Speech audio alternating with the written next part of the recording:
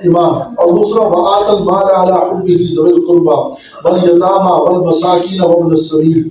اور ایمان کے بعد فرمایا کہ مال خرچ کرے، مال کی محبت میں، مال خرچ کرے مال کی محبت میں، مال کی محبت ہر آدمی کے دل میں ہے۔ اللہ تعالیٰ بھی فرما رہے ہیں وَإِنَّهُ لِحُبِّ الْخَيْرِ لَشَدِيدٌ، مال کی محبت میں بندہ بڑا سخت ہے،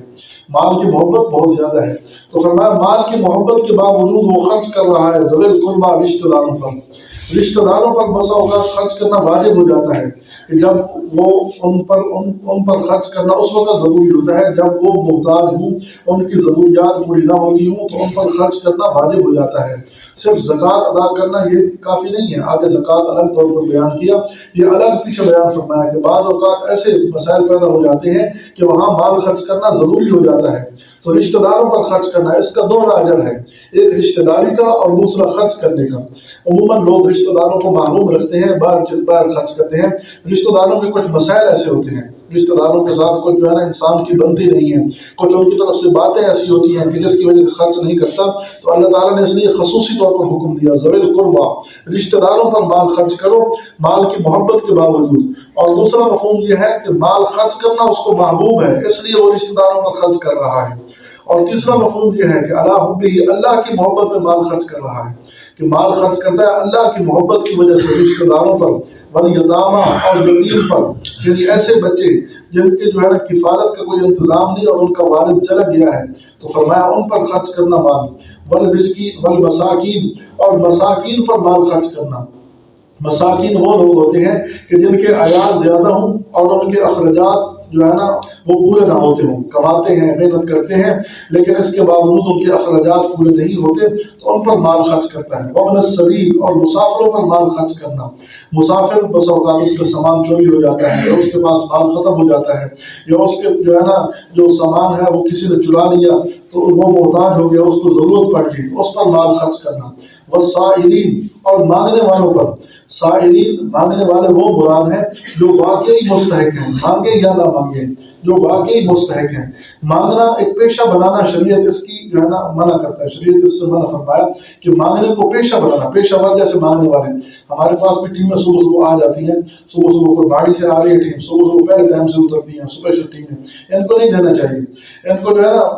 یعنی عزت کے ساتھ ان کو رخصت کر دینا چاہیے، ان کو مال بہت کم دینا چاہیے، ہاں واقعی جو مستحق ہیں ان کو دینا چاہیے۔ تو پیشہ بنا لینا مانگنا اللہ تعالیٰ نے اس سے منع فرمایا، آپ صلی اللہ علیہ وسلم نے اس کا صد باب فرمایا، اس سے منع فرمایا ہے۔ اسی طرح فرمایا وفی الرقاب، گردنوں کے چھڑانے میں، پہلے زمانے میں لوگ غلام ہوتے تھے ان کو چھڑانے میں، اسی طرح بعض غلام مکاتب ہو جاتے تھے، مخاطب اس غلام کو کہتے ہیں کہ مالک ان کو کہے کہ تو اتنا پیسے ادا کر دے میں تجھے آزاد کر دوں گا، اب اس کے پاس اتنے پیسے نہیں ہیں تو اس کی مدد کر دی جائے کہ جب میں تیری معاونت کرتا ہوں تو اپنی گردن چھڑا لے۔ اسی طرح فرمایا قیدیوں کے چھڑانے میں، بعض قیدیوں پر جو ہے جرمانہ لگ جاتا ہے تو ان کا جرمانہ ادا کرنے میں، تو فرمایا وفی الرقاب، گردنوں کے چھڑانے میں مال خرچ کرنا۔ فرمایا نیکی کے باب یہ ہے وَأَقَامَ الصَّلَاةَ وَآتَى الزَّكَاةَ، آگے پھر عبادات، فرمایا کہ نماز قائم کرنا یہ بھی نیکی کے باب میں سے ہے کہ نماز کا اہتمام کرنا، نماز کا باقاعدہ طور پر اہتمام کرنا اور اس کے فرائض واجبات سنن مستحبات کی رعایت کرنا، اسی طرح حرام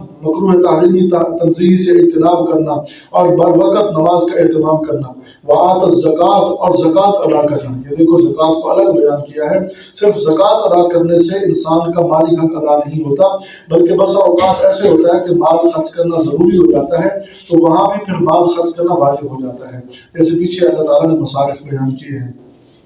تو فرمایا زکوٰۃ ادا کرنا، زکوٰۃ ایک مخصوص مقدار پر مخصوص مال پر ہے۔ زکوٰۃ ہوتی ہے چار چیزوں پر، زکوٰۃ ہوتی ہے سونا، چاندی، مال تجارت اور نقدی، ان چار چیزوں پر زکوٰۃ ہوتی ہے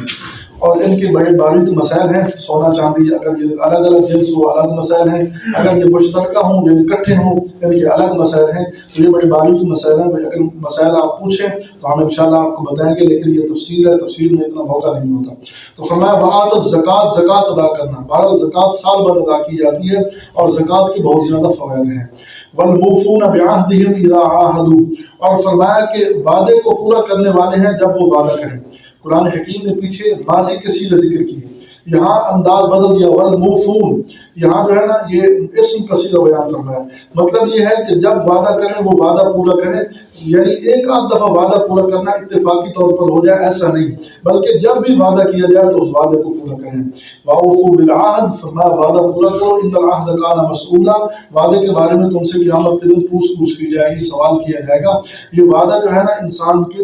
کو پورا کرنا چاہیے۔ اس وعدے میں پھر وہ وعدے بھی داخل ہیں جو انسان کلمہ پڑھ کے اللہ سے کرتا ہے، لا الہ الا اللہ محمد رسول اللہ، اس میں اللہ تعالیٰ کی وحدانیت کا اقرار ہے، اللہ تعالیٰ کی توحید کا اقرار ہے، اور اس سے وعدہ کر رہا ہے کہ میں تیری اطاعت کروں گا، تیری نافرمانی نہیں کروں گا، وہ وعدے بھی داخل ہیں۔ اسی طرح محمد رسول اللہ یہ وعدہ کرتا ہے کہ محمد صلی اللہ علیہ وسلم اس کائنات میں سب سے زیادہ میری آئیڈیل شخصیت ہے، سب سے مضبوط ترین شخصیت میری وہ آپ صلی اللہ علیہ وسلم کی ہاتھ ہے، میں ان کی سنت کی اتباع کروں گا، میں ان کی سے پیچھے نہیں رہوں گا، یہ وعدہ بھی ہے۔ اسی طرح فرمایا اپنے علاقے میں رہتے ہوئے اپنے دوست احباب سے وعدہ جو شرعی حدود کے اندر ہو، اس وعدے کو پورا کرنا، فرمایا کہ یہ نیکیوں کے باب میں سے ہے۔ اور آگے فرمایا وَالصَّابِرِينَ فِي الْبَأْسَاءِ وَالضَّرَّاءِ وَحِينَ الْبَأْسِ، آگے فرمایا کہ صبر کرنے والے ہیں تنگی میں، تکلیف میں، یہ نیکیوں کے باب میں سے ہے۔ فی البأساء، بأساء سے مراد بیعت کی تکلیف کوئی پہنچ گئی، بیعت سے کوئی آفت آ گئی، کوئی نقصان ہو گیا، کوئی مالی نقصان پہنچ گیا، زلزلہ آ گیا، سیلاب آ گیا، اسی طرح فرمایا کہ بیعت سے کسی نے نقصان پہنچا دیا تو اس پر بھی صبر کرتا ہے، واویلا نہیں کرتا۔ اور والضراء سے مراد اندرونی تکلیف، جسم پر کوئی تکلیف آ گئی، بخار آ گیا، کوئی تکلیف آ گئی، کوئی پھوڑا پن سے نکل پڑی تو اس پر صبر کرے۔ بعض لوگ جو ہے نا وہ بیماری کے اندر بڑے عجیب عجیب باتیں کرتے ہیں، سمجھ نہیں آتی، وہ بیمار ہو جاتا ہے نا، پھر عجیب عجیب الفاظ ان کی زبان سے نکل رہے ہوتے ہیں، تو اللہ تعالیٰ نے اس سے منع فرمایا، فرمایا تنگی میں، فرمایا بیعت کی تکلیف میں اور تکلیف میں، اور جب اندرونی تکلیف پہنچے اس پر صبر کرنے والے، وحین الباس، اور لڑائی کے وقت جب دشمن سے مقابلہ ہو جائے، بالخصوص جب کافر سے مقابلہ ہو جائے تو اس وقت فرمایا وہ صبر کرنے والے ہیں، یعنی اپنے قدم جما لیتے ہیں، کفار کے مقابلے میں سینہ سپر ہو جاتے ہیں اور اللہ کی رضا کے لیے ڈٹ کر کھڑے ہو جاتے ہیں، فرمایا یہ لوگ ہیں نیکی کرنے والے۔ تو جن کے اندر یہ صفات ہیں، فرمایا اولئک الذین صدقوا، یہ لوگ سچے ہیں، واولئک هم المتقون، اور یہی لوگ پرہیزگار ہیں۔ اللہ تعالیٰ نے ان کی آگے شان بیان فرمائی ہے کہ یہ لوگ سچے ہیں جو ان کاموں کو کرتے ہیں، اور پرہیزگار ہیں، متقی ہیں۔ تو یہ مومنین کی صفات بیان کی، دراصل ان کی ترتیب کی ہے جو کہتے ہیں کہ نیکی صرف یہی ہے کہ قبلہ ایک ہی ہو، اللہ تعالیٰ نے فرمایا وہ بھی نیکی ہے، لیکن اس کو اتنی اہمیت نہیں دینی چاہیے جتنی ان باتوں کی اہمیت ہے جو آگے بیان کی جا رہی ہے۔ ان باتوں کو زیادہ اہم سمجھنا چاہیے، وہ بھی نیکی ہے، اس کا انکار نہیں ہے، لیکن اصل نیکی اللہ کی اطاعت ہے، اللہ جس طرف حکم دے وہی ہے، اور جس طرف سے منع کر دے وہ اب نیکی نہیں رہی۔ تو اللہ نے جب حکم دیا بیت اللہ کی طرف رخ کرو، اب بیت المقدس منسوخ ہو گیا۔ اب اس کا مطلب یہ نہیں ہے کہ تم نے جو نمازیں بیت المقدس کی طرف رخ کر کے پڑھی ہیں وہ تمہاری قبول نہیں ہوئی، کیونکہ اس وقت وہی نیکی تھی۔ اب جب بیت اللہ کی طرف منہ کر رہے ہو تو اب تمہاری سابقہ نمازیں بھی قبول، کیونکہ وہ بھی اللہ کے حکم کی اطاعت کرتے ہوئے تم نے پڑھی، اور یہ نمازیں بھی قبول کیونکہ یہ بھی اللہ کی طرف اللہ کی اطاعت کرتے ہوئے تم نے اللہ کے حکم پر عمل کیا ہے، اس لیے سب نمازیں تمہاری قبول ہیں۔ اللہ تعالیٰ